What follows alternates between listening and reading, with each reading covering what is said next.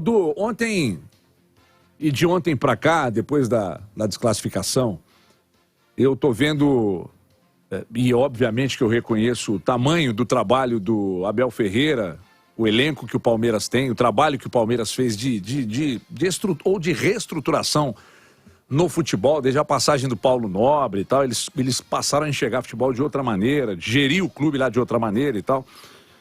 Mas eu tô vendo desde ontem muita gente colocando o Abel como um gênio e o Cuca como um tonto.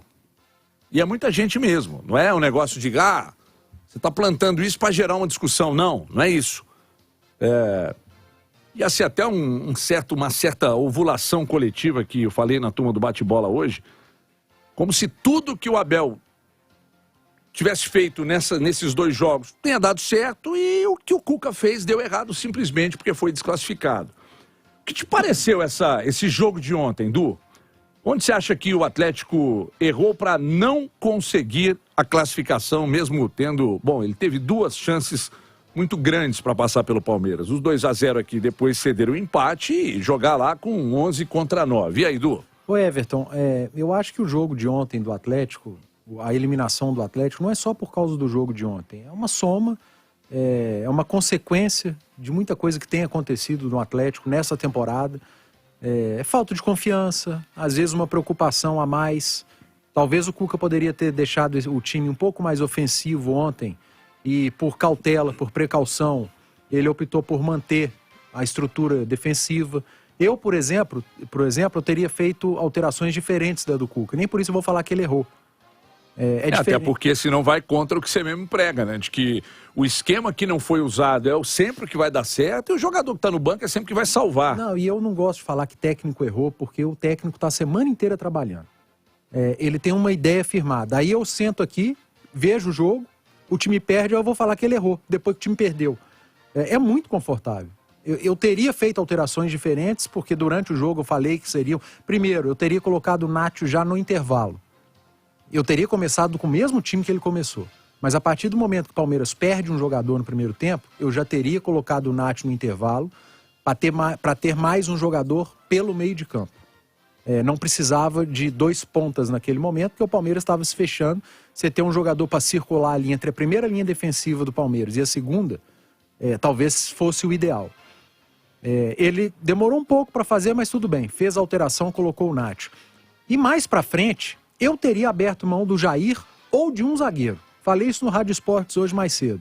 Teria tirado um dos zagueiros, traria o Alan para fazer a função da saída de bola, como o Natan, por exemplo, como o Cuca fez ano passado, em alguns jogos, e recuaria o Jair. Ou teria tirado simplesmente o Jair para colocar o Kardec e deixar o Zarate em campo, para ter Nacho e Zarate jogando entre essas linhas, porque ficou muito confortável para o Palmeiras, no centro do campo.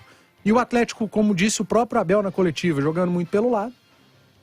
Não tinha para quem levantar a bola na área, e eu até acho que tentou menos cruzamentos, porque o cruzamento a gente critica muito quando acontece. Se cruza muito, a gente bate. Se cruza pouco, a gente fala por que não cruzou mais. Então, há esse tipo de incoerência também. Mas são escolhas que o Cuca fez. Agora, me passou a impressão, quando eu falo que o Atlético foi eliminado ontem, e é uma soma do que vem acontecendo na temporada, e eu acho que o Cuca teve mais cautela, porque, repito, é confortável pra gente, eu estava assistindo o jogo no sofá da minha casa, é diferente. O Atlético perdeu muitos jogos nas últimas rodadas, tomando gol de contra-ataque, gols no final. E talvez por isso, mesmo com um jogador a mais... Com receio. Sim, mesmo com um a mais, o Cuca... Eu vou pra frente, mas e se me acontece de novo o que está acontecendo em todo jogo? Eu entendo o treinador pensar isso. Então são alguns aspectos. E claro, o fator ali do adversário, que é muito bom. O adversário é muito organizado. A gente não fala aqui que time é organizado quando troca peça, quando perde peça, ele se mantém organizado. O Palmeiras perdeu um jogador e se reorganizou. E o Cuca, ele foi motivo de chacota hoje por causa da declaração do... Você jogar com um a menos, às vezes, dificulta mais. Que não deixa de ser um negócio meio sem nexo, né? É esquisito. Mas em jogos do Cruzeiro, até o Ale entrar no papo também, o Cruzeiro, eu comentei 2 jogos esse ano que o Cruzeiro teve jogadores do adversário expulsos no primeiro tempo. E aí eu falava com o Alberto Rodrigues, ô Edu, o Cruzeiro agora com um a mais, como é que é o jogo? Eu falei, Alberto, o adversário tá aqui no Mineirão. jogando contra o melhor time do campeonato. Tá 0-0 o jogo. Se você tem um jogador a menos, você vai ter que abrir mão de alguma coisa. Ele abre mão do ataque. Se você, em algum momento, se você atacava o Cruzeiro, o Abel atacava o Atlético ontem com 5, 6 atletas, a partir do momento que ele perde um, ele vai atacar com 1. E ele se defendia, às vezes, com 4, 5 no retorno, ele vai defender com 10. Faz sentido o que o Cuca falou. Foi o jeito dele falar é que causa esse alvoroço todo. Se você pega um adversário 11 contra 11, ele vai te atacar. Quando você recupera essa bola, você vai ter espaço.